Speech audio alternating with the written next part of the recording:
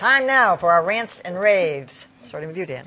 I have a rant for the Trump administration and the way it has responded to the Freedom of Information Act, which seeks to put public documents in the public domain. Now, I should say all presidents don't like the Freedom of Information Act. President Obama promised the most transparent administration in history and was anything but. But a new report by the Freedom of Information Foundation, the Freedom of the Press Foundation, has found that Trump has taken it one step further in terms of being non-transparent. Just one little factual tidbit. According to the Associated Press, people who asked for records under the Freedom of Information Act received censored files or nothing in 78% of more than 800,000 requests, which is a record over the past decade. This is not to praise President Trump's predecessors. It's simply to point out that he's even worse. It's the continuation of a trend that left and right agree on. That's right. Yeah. All right, that's true. John. Okay, I have a rave for Peter Lucas, the long-running columnist for the Lowell Sun, who devoted his column 7 weeks ago to a very skeptical analysis of the charges against State Representative Paul McMurtry, who was accused of basically groping colleagues behind at a welcoming reception for legislators. In this era, particularly in any era, if you ask me, pretty nasty, career-threatening stuff for Representative McMurtry. Fast forward 7 weeks. No one else was questioning the Globe's story, which was all based on anonymous sources. Well, we did. Okay. I beg. Excuse me for that. You did.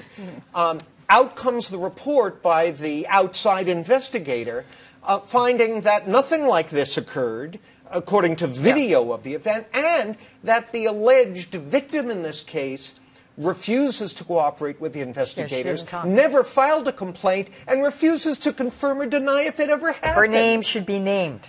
I mean, His name was named. This is where the level playing field needs to come out. Any one of us, any one of you, anyone could be victimized by anonymous, unsubstantiated slurs if the media just picks up the ball and run with it relatively uncritically. And by the way, since she's not a victim, why not name her?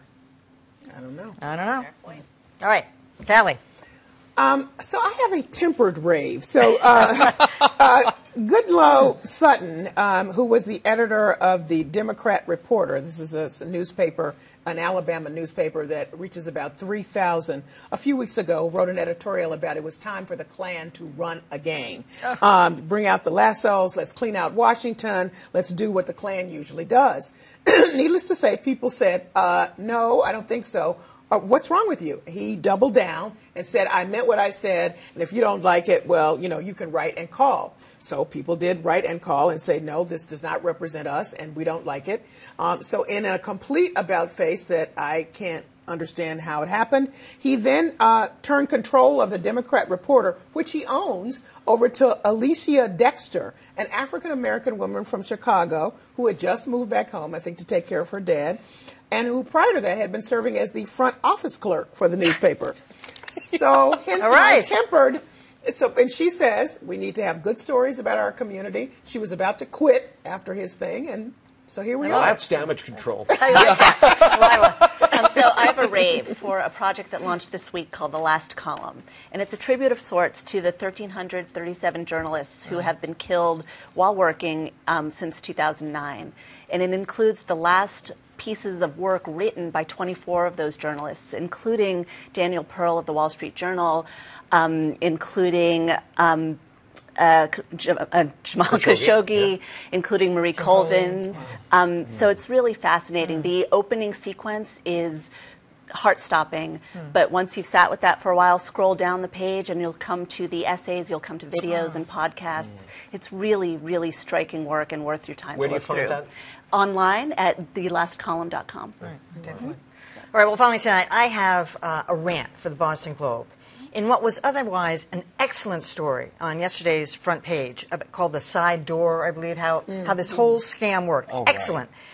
But one of the people that they were that they delved into was a guy named how the side door worked was a guy named John B. Wilson, and in the article, they claimed that he had also once been accused of some kind of security fraud thing back in 2014, and back in 2008 when the market crashed.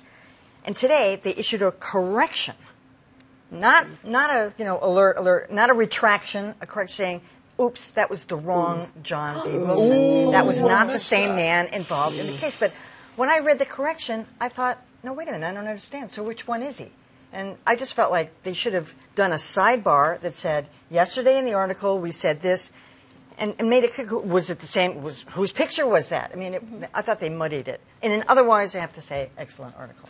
But oops, right? Yeah, but if I were John D. Wilson, the guy who, not that they're both in trouble, right? Yeah. One of them had a fine for securities fraud, the other one got his kid, was paying his way into colleges, but all right.